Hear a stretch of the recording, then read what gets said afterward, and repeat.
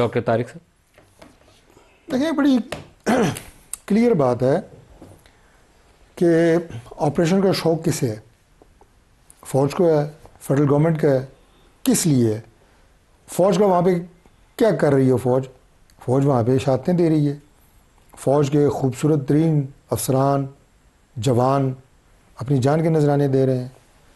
उनकी आप ख़ानदान से मिलें, उनकी आप वालिद से मिलें, उनकी जो वालदाएँ हैं उनसे आप मिलें, उनके हौसले देखें, पहाड़ जैसे आपको नज़र आएंगे। अगर वो लोग अपनी जान के नजराने दे रहे हैं, ये गुड बैड की तो जो कहानियाँ हैं ना, ये तो हैं, चलती रहती हैं, लेकिन इनमें हकीकत कोई नहीं है। अगर तो यहाँ पे फेडरल गवर्नमेंट बैठ के कोई ऑपरेशन करे, कोई रिमोट कंट्रोल ऑपरेशन हो रहे हो, तो फिर तो हमारे जो केपी के दोस्त हैं ये कहें कि जनाब यहाँ पे इनके पीछे कोई मोटिव होगा। भाई वो फ्रंट लाइन के ऊपर सीसा पिलाई हुई दीवार की तरह खड़ी है हमारी फ़ौज, और ख़ुद अपने बच्चों को यतीम करके हज़ारों बच्चों को यतीम होने से बचा रही है। जो दरअंदाजी अफ़गानिस्तान से हो रही है, क्या वो पता नहीं है किसी को? महफूज ठिकाने वहाँ पे हैं, वहाँ से दहशतगर्द आते हैं। इस्लामाबाद में यहाँ पे हमारे 12 लोग असले की रिपोर्ट है जो मैंने शुरू में पढ़ी है, अरबों डॉलर का असला वो छोड़ के गए जो टीटीपी इस्तेमाल कर रही है। अमेरिका गया है, वो भी गुड बैड है। अमेरिका तो गुड बैड है ना, जानबूझ के छोड़ के गया है, फसाद हमारे लिए छोड़ के गया, फसाद हमारे लिए छोड़ के गया है ना, और वो इस्तेमाल हो रहा है। यहाँ पे जो हमारा इस्लामाबाद में धमाका होता है डिस्ट्रिक्ट कोर्ट्स के बाहर, वो खुद कोई बमबार कहाँ से आया था? वो अफगान था, जो इंटीरियर मिनिस्ट्री ने बताया कि उसको जो हैंडलर था वो भी अफगान था, जो एफसी हेडक्वार्टर पे हमले वाला वो भी बताया अफगान थे, वो भी अफगान थे। लेकिन सर एक सवाल है जो आप सारों को एड्रेस करना है सर, एक सवाल का मैं सिर्फ आपको अर्ज कर रहा हूँ, जो बच्चे हमारे कुर्बानी देते हैं, शहादत पाते हैं, उनको तो सलाम है, मेरा भी, आपका भी, आफ्ताब का भी, महमूद मौलवी का भी, सबका सलाम है ना, दूसरी राय नहीं है ना, वो हमारे बेटे हैं इस कौम के जो कुर्बानी देते हैं। लेकिन सवाल ये है कि ज़रब अज़ब हुआ, रद्दुल फसाद हुआ, और फिर ये लोग अंदर पेनिट्रेट कर गए हैं, तो फेडरल गवर्नमेंट अपनी जिम्मेदारी भी तो महसूस करे ना। आपकी जिम्मेदारी है टू मेक श्योर कि बॉर्डर सिक्योर हो, वहाँ से जो इन्फिल्ट्रेट किया इन लोगों ने, टेररिस्ट ने, वो ना करें। मलिक साहब, आज हो या कल हो, मेरी अपनी ज़ाती राय ये है कि जब तक पाक अफ़गान बॉर्डर के ऊपर दीवार नहीं बनेगी, इतना आसान नहीं है कि आप इन्फिल्ट्रेशन को रोक सकें। और दूसरी बात, आप दीवार बनाना चाहते हैं? बनानी पड़ेगी, हमारी चाहने की जरूरत नहीं है। पहले बॉर्डर पे फेंसिंग, पहले खुदाई की, फिर फेंसिंग की ना, तो आप चाहते हैं जिस तरह वो अमेरिका ने वॉल क्रिएट की है वो मैक्सिकन बॉर्डर पे, आप वैसी वॉल क्रिएट मैं आपको अर्ज कर रहा हूँ कि ये ज़रूरी है अगर आप दरअंदाजी को 100% कंट्रोल करना चाहते हैं। और मैं आपको ये भी बताऊँ कि बॉर्डर उसी वक्त सिक्योर हो सकता है जिस वक्त बॉर्डर के दोनों तरफ के ममालिक उसको कंट्रोल करने की कोशिश करें। अब पाकिस्तान इंडिया बॉर्डर है ना, इंडिया भी कंट्रोल करता है, हम भी कंट्रोल करते हैं, तो दरअंदाजी ना होने के बराबर है। उधर गवर्नमेंट फैसिलिटेट कर रही है जो दरअंदाजी कर रहे हैं। हमारी जो चेक पोस्टें बनी होती हैं उन पर फायरिंग होती है, उन्हें एंगेज किया जाता है, बंदे जो हैं वो बाढ़ घाट के अंदर कर दिए जाते हैं। ये बात तो अब ओपन सीक्रेट है, इसमें कोई, मैं आज को पहली दफ़ा आपके प्रोग्राम में बात नहीं कर रहा। बॉर्डर वॉल इसलिए कह रहा हूँ, बॉर्डर वॉल इज समथिंग। अच्छा, फिर हमारी अगर आप बनाएं तो थोड़ी सी और बात कर दूँ। चौकियों में दरमियानी फासला 20-25 किलोमीटर है, जो हमारी चौकी हैं फ़ौज की या रेंजर्स की, और दुश्वार गुजार इलाके हैं, दरअंदाजी होती है, और उसके बाद वो सबसे ज़्यादा केपी डिस्टर्ब होता है दहशतगर्दी से, फिर पूरा मुल्क हो रहा है, बलूचिस्तान में भी। और at the end again I से कि अगर वहाँ पे ज़रूरत ना हो दहशतगर्दों की सरकोबी के लिए, और अगर उन्हें कंट्रोल ना किया जाए, तो पूरे पाकिस्तान में वो क्या हालात पैदा कर दें दहशतगर्दी के, उसके लिए फ़ौज कुर्बानियाँ दे रही है।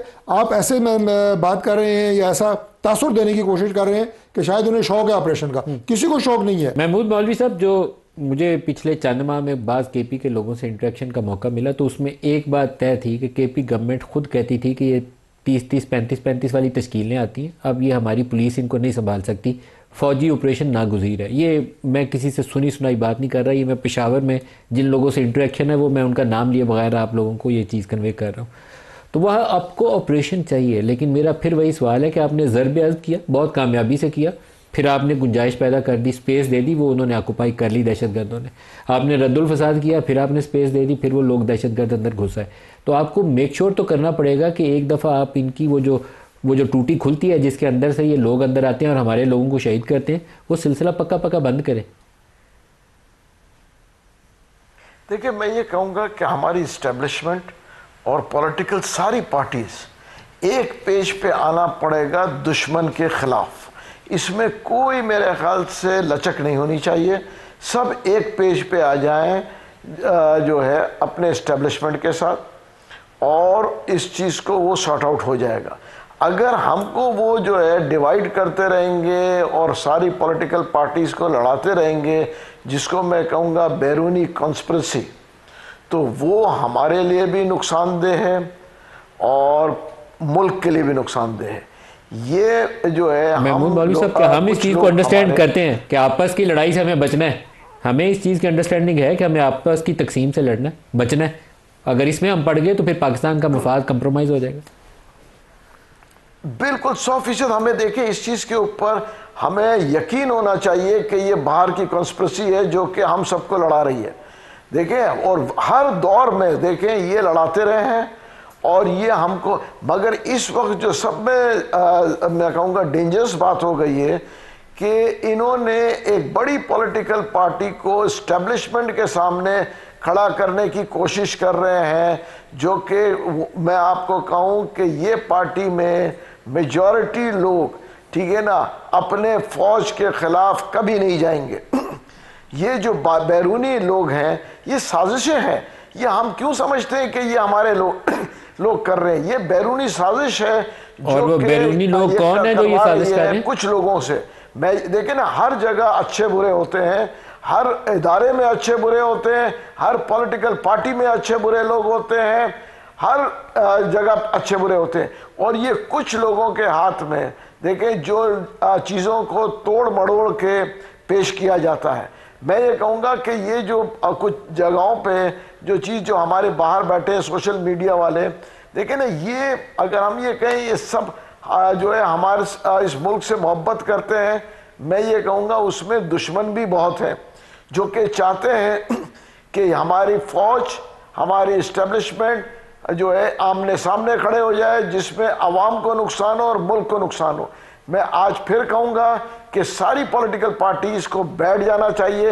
ये जो हम कई दिन से लेके फिर रहे थे, देखें उसकी वजह यह है कि PTI, Peoples Party, JUI, PMLN सब एक इकट्ठे बैठ क्यों नहीं जाते? हम ये क्यों एक दूसरे को दुश्मन क्यों समझते हैं? देखें, एक तौर पे PTI कह रही है कि जी हमें एस्टेब्लिशमेंट से बात करनी है, फिर वो एस्टेब्लिशमेंट को बुरा भला कह रही है। हम करना क्या चाह रहे हैं? आप ये देखें ना, अगर वो पॉलिटिकल पार्टी से बात नहीं करना चाहती और एस्टेब्लिशमेंट से बात करना चाहती है, तो ये कौन लोग हैं जो ये नेगेटिव कर रहे हैं कि एस्टेब्लिशमेंट के साथ दूरियां मजीद पैदा हो?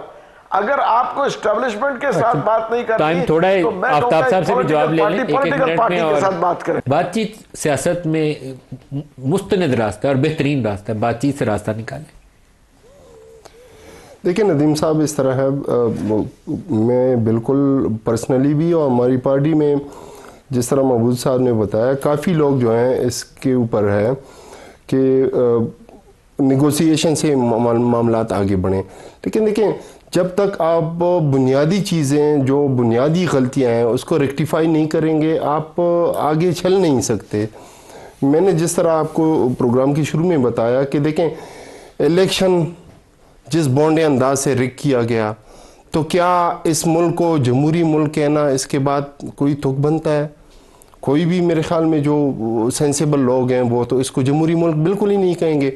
और जिस तरह सियासी पार्टियां या उनको इस्तेमाल की गई, मैं ये समझता हूँ कि हमें एक्सपेक्टेशन नहीं थी PMLN से और ख़ास तौर पे पीपल पार्टी से। ये जिस तरह इन्होंने अभी जुडिशरी की तबाही की, जो अमेंडमेंट से लेकर आए हैं, कॉन्स्टिट्यूशनल अमेंडमेंट, और उसके बाद आप देख लें बाकी चीज़ें, तो मामला जब तक देखें आपके इंटेंशन ठीक नहीं होंगे, आपकी नीयत साफ नहीं होगी, तो ये मामला आगे नहीं बढ़ेंगे। क्लोजिंग रिमार्क डॉक्टर साहब, बिल्कुल लास्ट में। देखिए, बात यह है कि तहरीक इंसाफ का अभी अलमिया ये है कि ये एक जुमला कह के कि मुज़ाकरात होने चाहिए या बातचीत होनी चाहिए या सियासत होनी चाहिए, उसके बाद जो ये बात करते हैं, ये जो तर्ज़ अमल है, और सबसे बड़ी बात जो मैं आपके प्रोग्राम में आज सारा मौजू उसके ऊपर रहा है कि रियासत और रियासती इदारों के ख़िलाफ़ जो इनका एजेंडा है या जो इनका पूरा एक उनके ख़िलाफ़ बयानिया है, वो इस सारी गुफ्तगू में कहीं फिट इन नहीं होता।